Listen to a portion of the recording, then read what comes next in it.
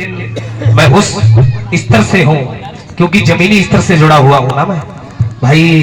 मेरा जन्म भी जिस परिवार में हुआ वो भी एक जमीनी स्तर का परिवार रहा है और जिस आश्रम पे मैं हूँ वो भी जमीनी स्तर का परिवार आश्रम है।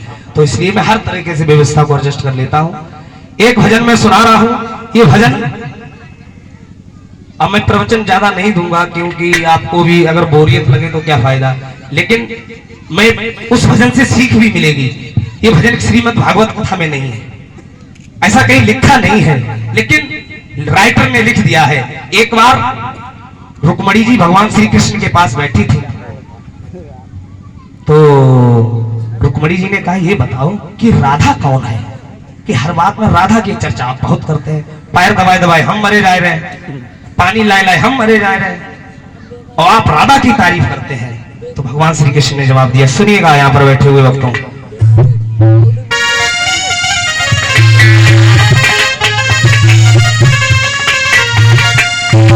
रुक्मणी ने कहा कि राधा है धारा प्रेम की, कि प्रभु कौन है ये राधिका, जिसके ख्वाबों में खोए रहते हो और दुनिया रटती है कृष्ण कृष्ण, तुम राधा ही राधा रटते हो। कि राधा कौन समस्या है, हर समय राधा राधा रटते हो। तो भगवान श्री कृष्ण का आंसर सुनिएगा आप लोग।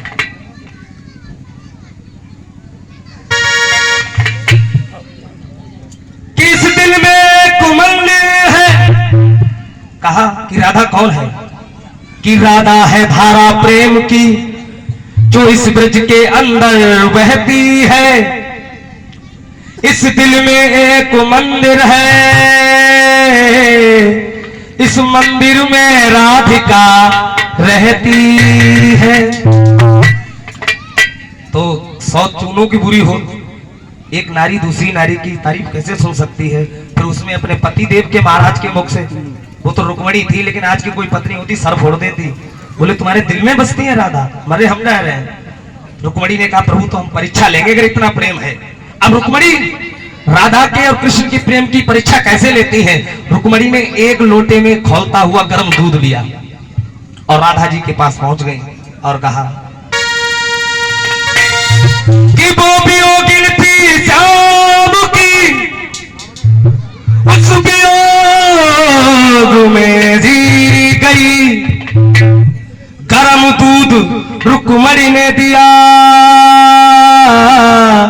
उस दूध को राधा पी।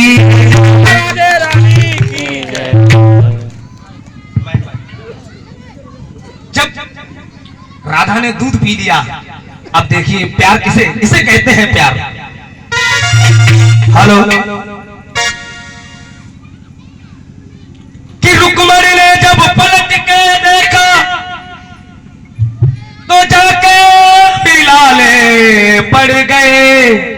गरम दूध राधा ने पिया, उधर कन्हैया के छाले पड़ गए। समझ में आई है बात। राधा ने जैसे ही गरम दूध पिया, कन्हैया के छाले पड़ गए। तो रुक्मणी ने हाथ जोड़कर क्षमा मांगी, बोले प्रभु हमारी परीक्षा सफल हुई। आपका और राधे रानी का विशुद्ध प्रेम है, वासना से प्रेम नहीं। देखिए प्रेम की परिभाषा बताऊंगा। राधे रानी से कहा किसी ने आप कन्हैया से इतना प्रेम करती हैं तो मथुरा जाके रोज मिल सकती हैं।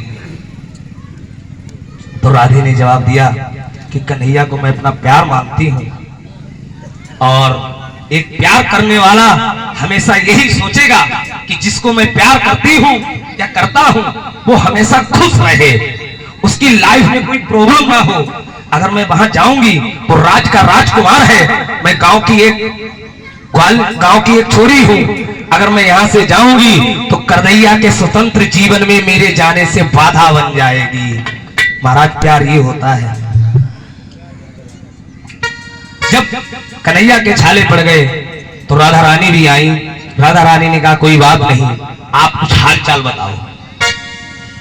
तो कृष्ण भगवान ने कहा कि मैं अलग अंदाज में कुछ हाल चाल बताऊंगा, कि आप गिनती गिनना और मैं बताऊंगा। राधा ने गिनती गिनी तो कृष्ण भगवान ने कहा एक मेरो दाऊ भैया। राधा ने कहा दो तो कृष्ण भगवान ने कहा और मेरी दो मैया देवकी और दो माई थे। बात वेद से ही मिलेगी आपको। और राधा ने कहा तीन तो कृष्ण भगवान ने कहा तीन नेत्र वाला भोलेनाथ है। एक बार दोनों हाथ उठाए बिल्कुल सीधे राधा रानी के लिए। तो तालियां नहीं रुकनी चाहिए जब तक मैं ये बात बजाऊं।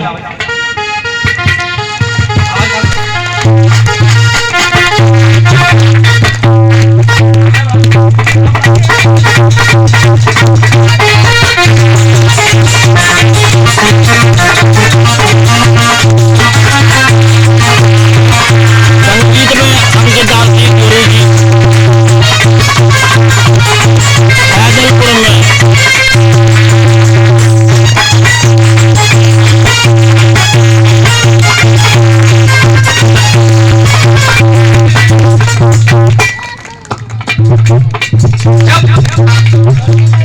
सुनिए नई जनरेशन के लिए कि ऑर्डर के बड़े और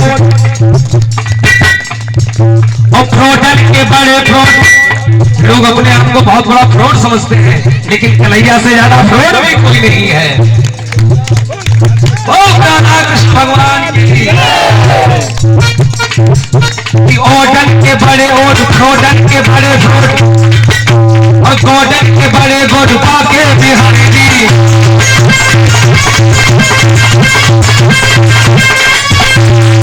सुने कि मुक्ति के सीधे रोड।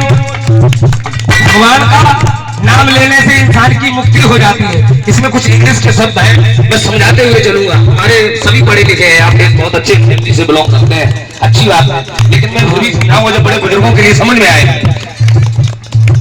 कि मुक्ति के सीधे रोड।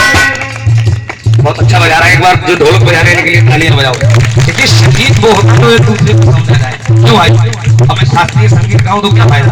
आपने मेरे लिए समझा, बड़े अच्छा निभा रहे हैं।